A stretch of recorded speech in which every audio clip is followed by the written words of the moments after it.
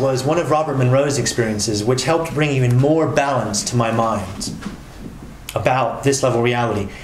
And reading this in conjunction with the experience I had with this non-human intelligence took away all the previous conspiracy fear that I used to have about, did the US government orchestrate this? You know, is the Queen a reptile? All this kind of stuff didn't matter anymore, because I was now seeing the deeper nature of reality.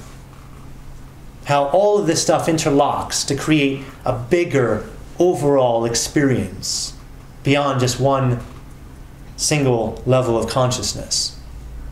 Monroe had this experience. I guess it was probably late in his journeys, maybe a few decades into his journeys. He writes about it, I think, in his third book, Ultimate Journey. I'll try to sort of recall it as best I can. I might get a few bits, not quite so right, because it's been a while since I read the book. But from what my memory serves, Monroe had always wanted to have an experience of a particular caliber. And he was always pestering his guides to have this experience. And his guides kept saying, it can't be done, it can't be done yet, it can't be done yet. Finally, Monroe was out of body on this one occasion, deep level, and he said to his guides, "You know what I want." And his guides were like, "Yes, Mr. Monroe, we know what you want. You want to be taken to the most advanced, most mature, evolved human, currently in physical form, in your timeline that exists right now on your world today." And he said, "Yes, that's what I want." And they said, "We can now do this." And Monroe was like, after all these years being kept on the side of this. And they said, "We can now do this." And Monroe was, "Oh, okay." And they said, "Pull in tight to our energy." And from what he was recounting, they started moving back down through these layers back towards Earth. And they came to be in a room. And there was a table, and there was a human sat behind the table.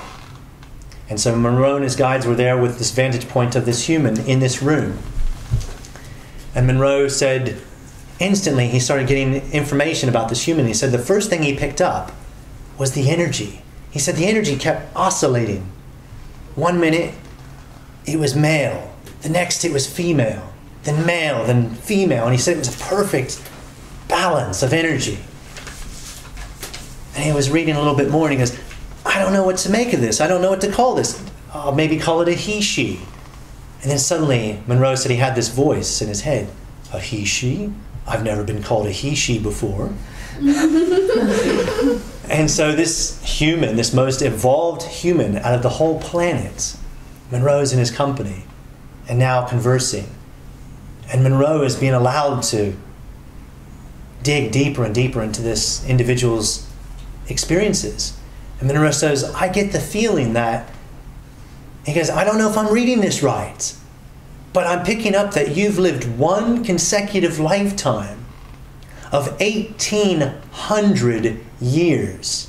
One lifetime." And this individual says, "That is correct." So Monroe's reading more, and he says, "How do you eat? How do you sleep?" And this individual said, "I do not eat and sleep in the way that you were accustomed. In a way I've evolved, beyond that." And then Monroe's digging some more. And he says, "I'm getting this impression that you have several things that you do, work. You're a bartender? They're all like service-oriented. You're a bartender, you're a university lecturer, you're an ambulance driver.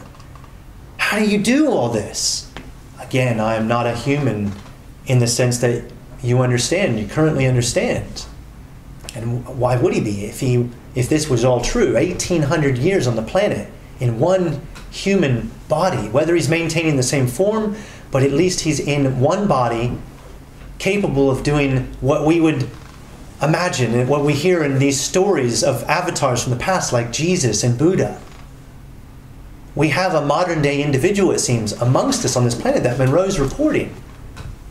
And Monroe asked a few favors of it, and eventually it ends, and Monroe comes back, and he finishes off this chapter by saying, he sort of imagines from what he can gather, that there's probably at least 4,000 humans on the planet right now, in this time period, that have such incredible ability.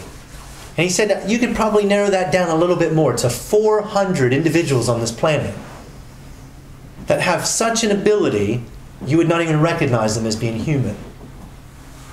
That did it for me right then and there. I thought, with my experiences, with what Monroe's talking about, a few other people, Jurgen, I let go of all of the conspiracy stuff. I let go of holding on to the fears related to this world being controlled by the Illuminati, and we were, it's puppets on the end of strings. I realized something important. There is more balance in this world. There is more goodness in this world than what we realize. The media has us thinking one way, when in effect, reality is different. We're being shown things out of context a lot of times. We don't have good news channels as such as the mass media. We're conditioned with all this crap. My journey, Monroe's journey, coupled with probably thousands, if not hundreds of thousands of people around the planet, if we were all had the courage to come together, a forum to come together and share our vast collection of experiences of consciousness, we'd probably be able to express this consensus map and understanding of reality that science is currently not able to put its finger on. That religion, to a degree, might be hiding from us, to where governments, to a large degree, is hiding from us. We are one small human outpost in a vast, multi-dimensional landscape. It really heartens me to be amongst great explorers as yourselves, because whether you're aware of it or not right now, you're already having journeys. You're just not remembering them as yet. Maybe a few of you are. Maybe a few of you, like Tom Campbell said in Ireland about his current incarnation, he said, right now where I'm at, this is the culmination of many lives to get to this point. The same could be said for all of us. You're not here at this weekend workshop by chance. There was a synchronicity that brought you here. You were nudged. You're being given an opportunity through your own direct experiences not to listen to a single thing I've had to say at all, because it's not for me to tell you anything. All I can do is share my own unique experiences in the hope that that inspires you enough to want to use the tools that we went through so far to have your own direct experiences of reality, to reawaken to your heritage as a multidimensional being, as a co-creator who is trusted enough by a greater consciousness to bumble through this as much as you have to, through trial and error, slogging it out. You're completely trusted to do it in your own way, in your own time. So many times I've been told by my own guides, slow down, Todd, smell those earthly roses. Time is an illusion. Space is an illusion. Form is an illusion.